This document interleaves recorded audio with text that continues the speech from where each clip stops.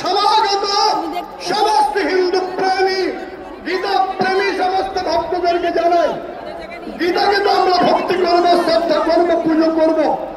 গীতাতে ফুল চন্দন তুলসী পাতা দিয়ে পুজো করবো নিশ্চিত, কিন্তু কেবল ওখানেই থেমে থাকলে হবে না বন্ধু। গীতার চুল ঘাস ধ্যান গুরুর মূর্তিকে বললাম। গীতাকে আমাদের গুরুদের, আমাদের গাইড বুক সমাকার, আমাদের ফ্রেন্ড ফিলোসফার গাইড গীতা। আর সেই গীতার মধ্যে যা আছে যদি সেগুলোকে ব্যক্তি জীবনে প্রতিপালন করি তাহলে গীতার কৃপা নামবে না, গীতার নাথের কৃপা নামবে না, গীতার মাতার কৃপা নামবে না, গুরু কৃপা থেকে আমরা তাই আমাদের চাই ভগবান অর্জুনকে প্রথম অধ্যায়ে বিষাদিত অর্জুনকে দেখে তিনি বিস্মিত হয়ে যাননি। অর্জুন তুই কাঁদিস না কথা বলে আচল দিয়ে চোখ মোছাতে যাননি।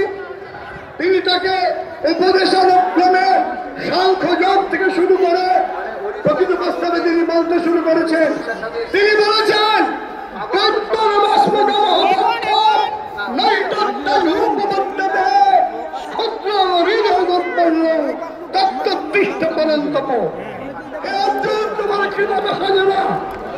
তিনি কৃপতাকে শুধু নিন্দা করেননি, ভীরতা কাপুরুষতা কৃপতা দ্বারা আমরা বাঙালি বাংলা মায়ের সন্তান, আমরা নিজেদেরকে ছোট সংকীর্ণ মনে করলে হবে না। তিনি বাকিটাতে আমরা শুনেছি বিভিন্ন শাস্ত্রের মধ্যে সমস্ত শাস্ত্রের সারভূতা শ্রীমদ ভগবত গীতা। গীতার মাহাত্ম্যে বলা হয়েছে অন্য কিমন্যের শাস্ত্র বিস্তরী, অন্য কোন শাস্ত্র পাঠ না পড়লেও না তার ব্যাখ্যা করলেও চলবে যদি গীতাকে ঠিক ঠিক স্মরণ করতে পারো। তিনি বলছেন গীতাতে যুদ্ধায় কৃত নিশ্চয়, যুদ্ধায় আমাদের সামনে সম্মুখ সামনে মানবতা, আমাদের ধর্মের স্বাধীনতা, ধর্মের স্বাধীনতা, ধর্মের স্বাভিমান রক্ষার জন্য প্রতি আবাস হবে। আমাদের ধর্ম দিকে দিকে ধর্মস্থলকে ভেঙে দিয়ে সেখানে মসজিদ তৈরি হবে, গির্জা তৈরি হবে, সেবার আমাদের ধর্মান্তকরণ চলবে খ্রিস্টানদের। এসব চলবে না। জাগরণের জন্য আমরা একত্রিত হয়েছি। কুরুক্ষেত্র মানে কর্মক্ষেত্র, এমন কিছু করে যেতে হবে। স্বামী বিবেকানন্দের যে উদ্ঘোষ জগতে এসেছিস একটা দাগ রেখে যা, দাগ রাখতে হবে।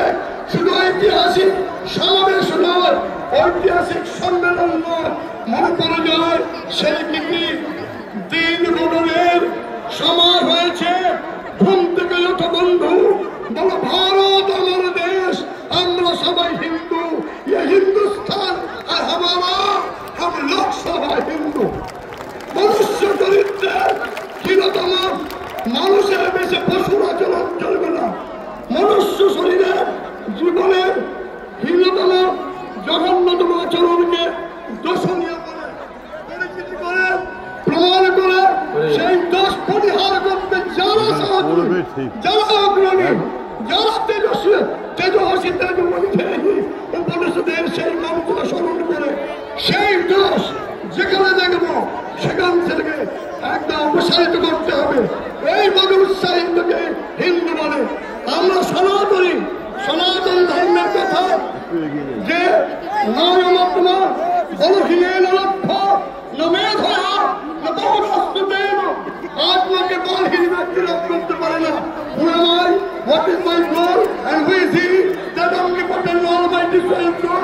আত্মবলকে লক্ষ্য জন্য চাই তার নাম আত্মিক শক্তি।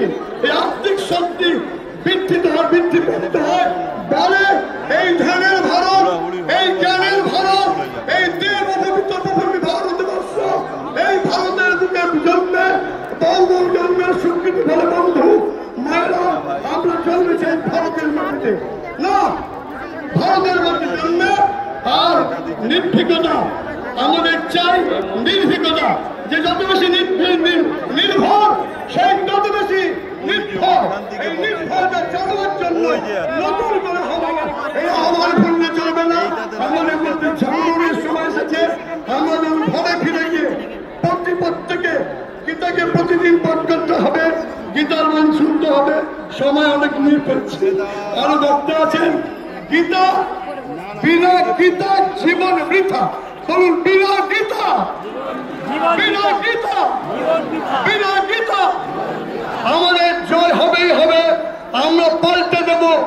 আমরা শুনেছি একটা ইংরেজি প্রবাদ, What Bengal thinks today, India thinks tomorrow.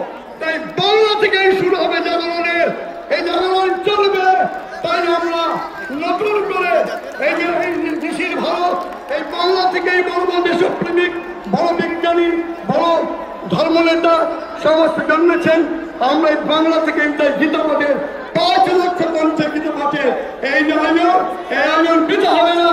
যে থেকে যারা আমাদের মধ্যে জয় শ্রীরাম, জয় শ্রীরাম, জয় শ্রীকৃষ্ণ, জয় শ্রীকৃষ্ণ, গীতা মাতা কি জয়।